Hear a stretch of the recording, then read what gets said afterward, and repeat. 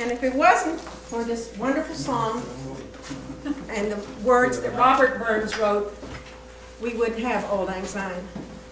And I'd like to present to you now Robert Burns. Oh. Robert Burns.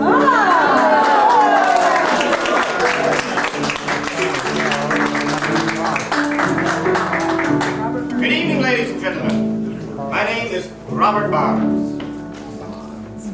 I see we have some Scotsmen here tonight.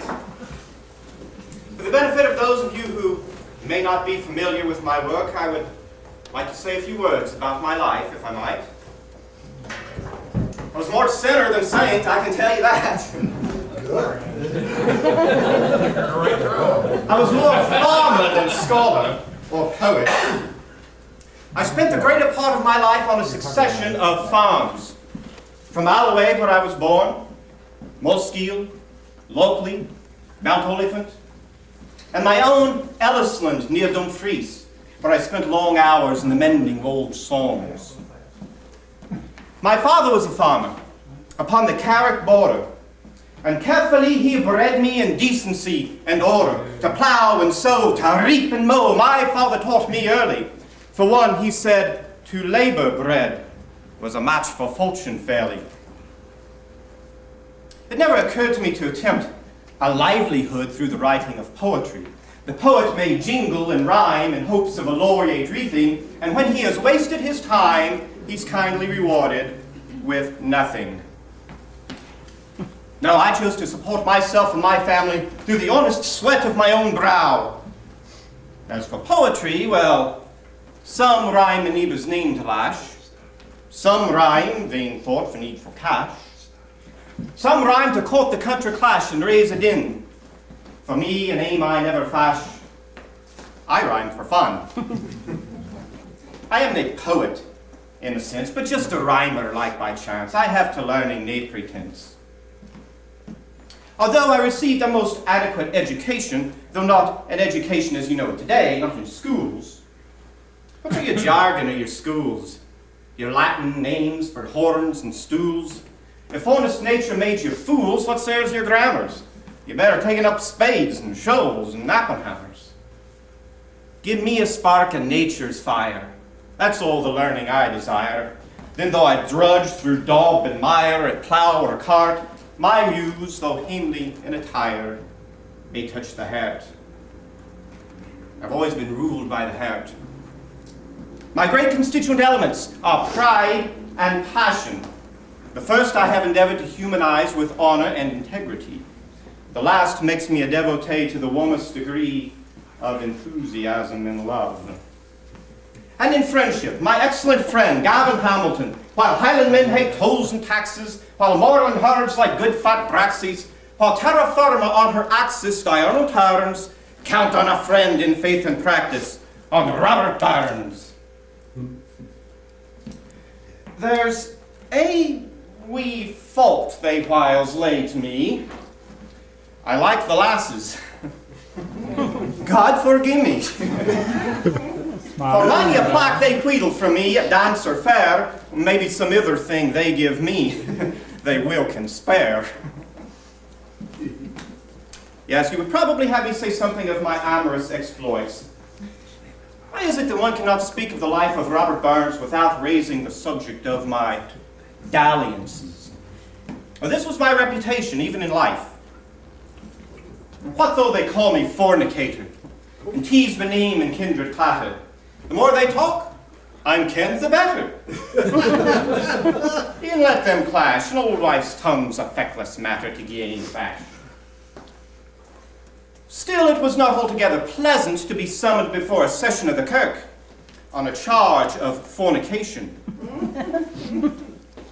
This leads me on to tell for sport how I did with the session sort. Old Clinkham at the inner port cried 3 times, "Robin, come hither, lad, and answer for it. You're blamed for jabbing." With pinch, I put a Sunday's face on and snooved a while before the session. I made an open, fair confession. I scorned to lie. Signed Miss John, beyond expression, fell foul of me. A fornicator loon, he called me. and said my fault from bliss expelled me. I owned the tale was true, he told me. But what the matter, quo I? I fear unless ye geld me, I'll ne'er be better.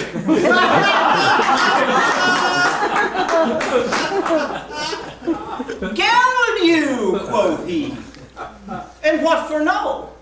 If but thy right arm, or leg, or toe should ever prove your spiritual foe, you must remember to cut it off. And what for no your dearest member? Man, I'm over that. Gelding's no better than 'tis caught. I'd rather suffer from my fault to healthy fluid, the sooner hip as he can grow it, though I should rue it. But gin you like to end the matter, to please us all, I'm just a ither. When next we on last I foregather, whatever betide it, I'll frankly gie her it all together, and let her guide it. But sir, that pleased them worst of all. And therefore, when that I saw, I said good night and came on and left the session. I saw they will resolve it all on my oppression. I fathered 3 children out of wedlock.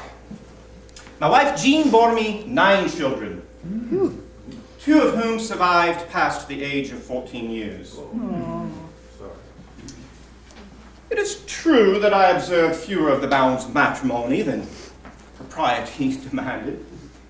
But it is equally true that matrimony is no requisite for one to experience the divine pleasure of holding a firstborn child.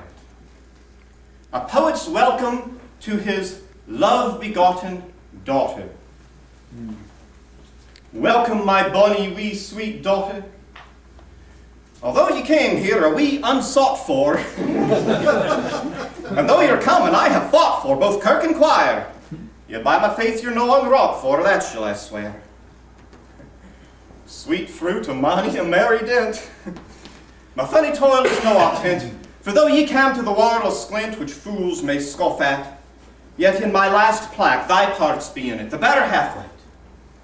And if thou would be what I would hae thee, take the counsel I shall gie thee, I'll never rue my trouble with thee, the cost nor shame o' it, but be a loving father to thee, and brag the name of it.